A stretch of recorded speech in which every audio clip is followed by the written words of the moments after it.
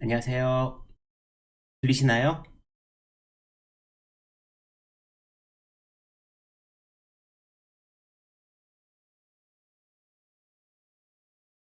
진님, 어서오세요. 사가르 마타님, 어서오세요.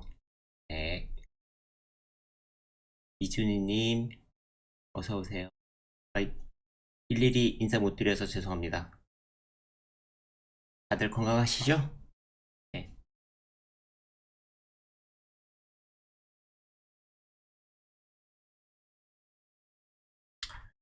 요즘 장이 좀 어렵죠?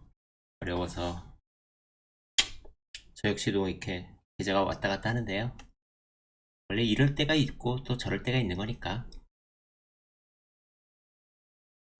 이럴 때 또 공부 열심히 하면 될 것 같습니다. 어, 다들 아시다시피 원래 오늘은 건설을 하려고 했는데, 음, 반도체를 해달라는 말씀도 많으셨고, 또 제가 반도체 전시회를 갔다 와서 어, 아울플라이 채널에 전시회 영상을 올렸는데, 이 영상을 보시고 나서 아마 이해하시는 분이 몇 분이나 되실까라는 생각이 들었어요.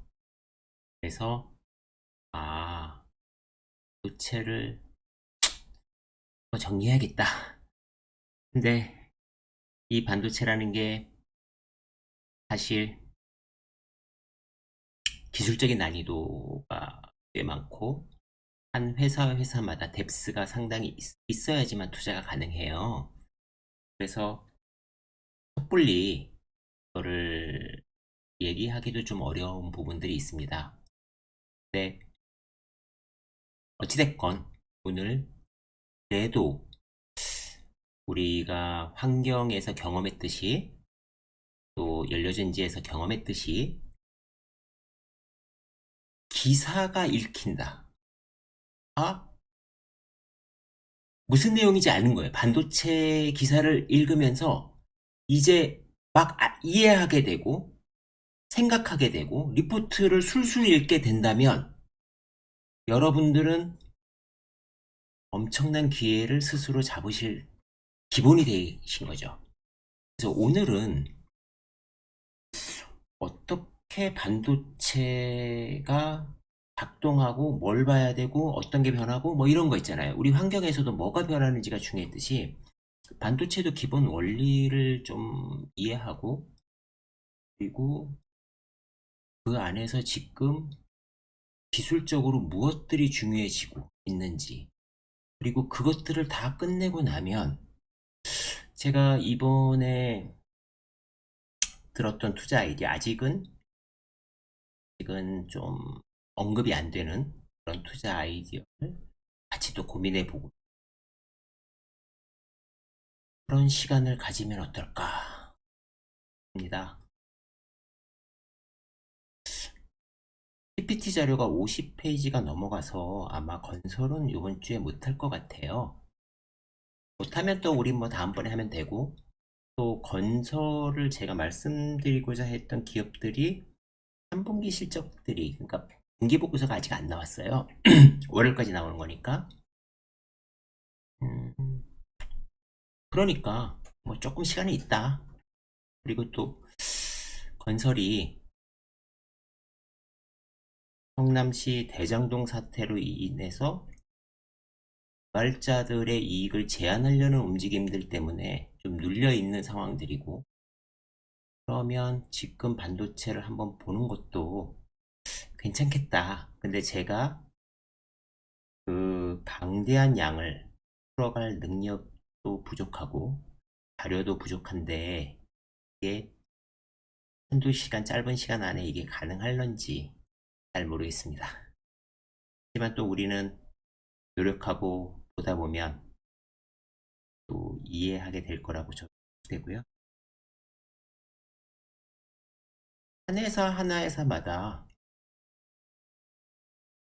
굉장히 뎁스가 있어요. 반도체는. 그래서 그냥 수박 걸타기 식으로 투자하기는 어렵죠.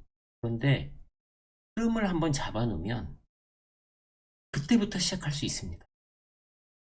반도체가 굉장히 어렵고 기술적인 난이도가 있지만 일단 기초만, 용어만 제대로, 그리고 어떤 흐름으로 되는지만 이해한다면 우리는 그때부터 애널분들이 소중하게 쓰셨던 그런 자료들을 이해할 수 있고 또 스스로 판단할 수 있겠죠.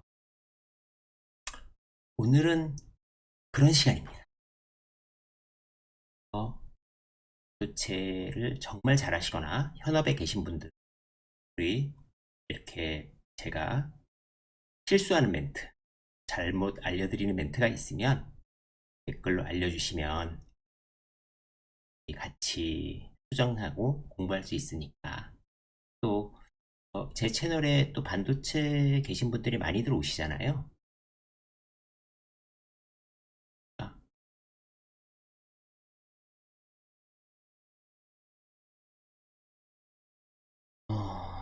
또 도움이 되실 이 원래 이제 제가 1부, 2부 나누니까 2부에 더 많이들 들어오시는 경향도 있는데 네. 1부는 사실 1부는 초보분들을 대상으로 하니까 우리 같이 고민하고 연구해 보시죠. 그러면 11월 2주차 시작하겠습니다. 일단 지금 우리가 그냥 반도체 하기 전에 우리가 어느 포지션에 있는지 한번 고민해 보시죠. 일단 그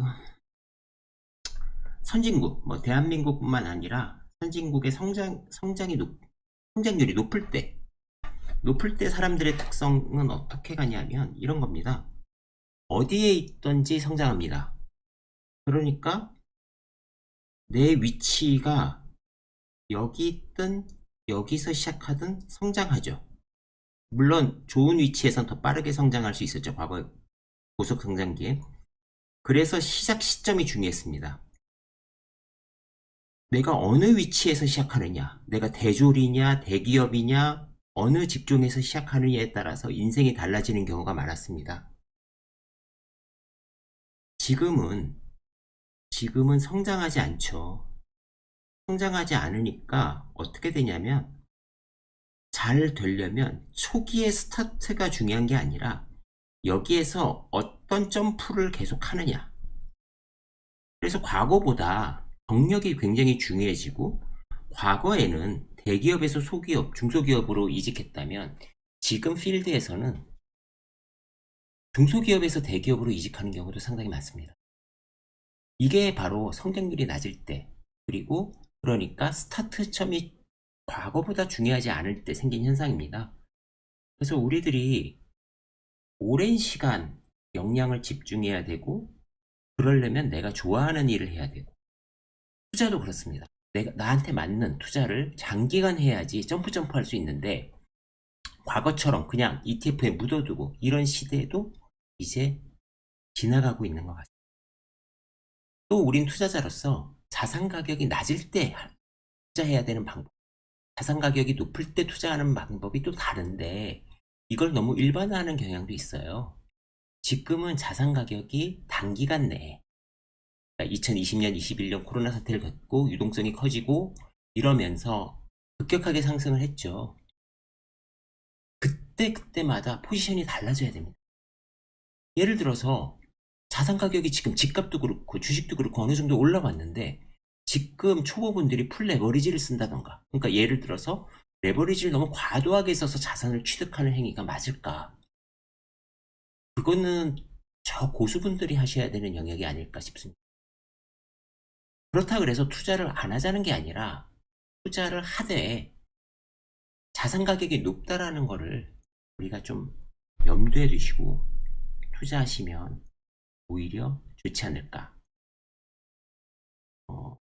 자산 가격이 높아도 분명히 좋은 회사, 싼 회사들이 있으니까 그걸 발굴만 하면 됩니다. 그런데 성장할 때보다는 확실히 탄력이 떨어져서 좀 기다리는 시간이 필요할 수도 있죠. 저 역시도 그렇고요. 물론 이런 장에서 훌륭하게 이 변동성을 이용하시는 분들도 계시죠. 근데 그분들은 워낙 능력이 계시니까 그렇게 계속 하시는 거고, 우리 같은 사람들은 그냥 여기서 조심하면서 복리를 어떻게 이뤄갈 것인가를 고민하면 될 것 같습니다. 이 최근에 본 기사 중에서 재밌는 게 있는데, 우리가 2030년도 경제 성장률이 1.5%라는 거예요. 한국에. 굉장히 낮은 수준이죠. 이거를 2.4%로 올리는 방법의 몇 가지를 갖다가 제안한 게 있어요. 첫 번째는 제일 많이 올릴 수 있는 건 노동 생산성, 그리고 퇴직 인력 활용, 여성, 뭐 이런 겁니다. 출산율 증가는 굉장히 적고, 출산율은 뭐 단기간에 올릴 수도 없고, 올린다 한들 경제에 별로 영향을 미치지 않죠. 여기서 우리가 눈여겨봐야 되는 게 퇴직자입니다. 그러니까 생산 인구가 줄어들고 있고, 생산 인구가 줄어들고 있으니까 우리는 점점 더 퇴직자를 많이 이용해서 생산성을 올려야 된다는 건데, 퇴직자들이라면 보통 고령화된 사람들이고, 그렇다면 우리의 경제 활력이 과거랑 똑같을까는 상당히 의문이 들죠. 임금 피크제처럼 그 이후의 소득은 상당히 감소한 상태일 거고, 정부에서는 소득세나 연금 지급 시기를 늦출 수 있으니까 그렇게 가겠죠. 그래서 앞으로는 퇴직 시기가 점점 더 늦어질 거다. 그런 거고, 지금 중국은 5% 성장인데 점점 떨어져서 2044년, 그러니까 경제가 성장하고 인구가 줄어드니까 얘네들도 떨어질 수밖에 없죠. 근데 한국은 막 드라마틱하게 제일 떨어졌다가 어쩌고 저쩌고 해서 좀 반등하기를 기대하는 거죠. 2060년이면 40년 후니까 뭐 출산율도 1, 2 이상으로 올리고 뭐 이렇게 해서 한번 해보겠다는 건데, 이건 가봐야 하는 거고, 지금은 상당히 암울한 시기로 가고 있습니다. 2030년도에 보면 우리의 제일 많은 연령대는 70대, 60대입니다. 또 한 가지 우리가 볼 수 있는 게 뭐냐면 이거거든요. 이게 지금 거의 45만이잖아요. 그러니까 한 연령 세대에 90만 명이 있었습니다. 90만 명. 90만 명이라는 의미가 이런 거죠. 삼성전자를 예를 들어서 볼까요? 삼성이 예를 들어서 1년에 삼성전자가 뭐 5천 명을 뽑는다고 보죠. 과거에는 90만 명에서 뽑았습니다. 근데 앞으로는 30만 명에서 뽑아야 되죠. 물론 뭐 이 30만 명이 과거의 90만 명보다 훨씬 똑똑해서 이 인원을 채울 수 있으면 좋겠지만 그러기는 불가능하겠죠. 그러니까 삼성은 글로벌리 인원을 뽑아야 될 것이고, 매출의 대부분이 외국에서 일어나니까 외국의 포지션이 점점 커지고 한국의 포지션은 낮아지는 당연한 수순으로 갈 수밖에 없고, 삼성전자에서 한국어를 쓰지 않을 시기가 조만간 올 수도 있습니다. 이런 거를 보게 되면 우리가 뭘 준비해야 되는지는 사실 많이 보이죠. 투자에서도 이런 거는 굉장히 중요합니다. 그래서 이런 거를 항상 머릿속에 두시고 장기 플랜을 짜나가시면 좋을 것 같아요. 그래서 노인의 빈곤층이 크고 노인에 대한 지급이 많아지니까 감세 정책이 될 거라는 희망도 쉽지 않죠. 왜냐하면 생산 인구가 적어지고, 그러니까 세금을 내는 사람이 줄어드니까. 그러니까 어떤 정권이 들어와서 감세가 된다, 이런 걸 기대하기보다는 지금의 내 포지셔닝을 어떻게 유지할 것인가를 더 신경 써야 됩니다. 그러니까 이런 것들만 본다면 뭐 큰 정부, 작은 정부, 무슨 정부 막 이런 거에 우리가 휩쓸 필요 없이 정해져 있어요. 그러니까 미래는 정해져 있습니다. 왜냐하면 생산 인구가 적은데 1인당 부양해야 되는 노인 수가 많은데 어떻게 감세를 할 수 있겠습니까? 이런 건 정해진 미래예요. 그러니까 어떤 정권이 들어온들 정해져 있습니다. 그래서 우리의 재산세나 세금이 줄어들기를 바라기는 어렵고, 그 세금들이 다 올바르게 쓰이기를 바라야 되는 거죠. 이런 얘기는 좀 간단하게 하고요. 이제 오늘 반도체 이야기, 이제 개요부터 한번 들어가 보겠습니다.